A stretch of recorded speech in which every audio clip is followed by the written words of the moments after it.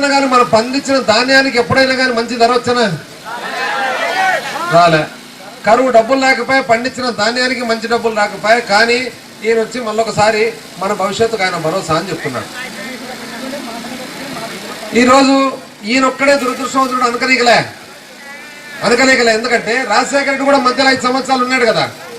రాజశేఖర రెడ్డి మధ్యలో 5 సంవత్సరాలు ఉన్నప్పుడు అప్పుడు ఎట్లుండే రైతు జీవితం? వాన టైంలో పడినా, పంటలు టయానికి వచ్చినా, రేట్లు కరెక్ట్గా ఉండనా?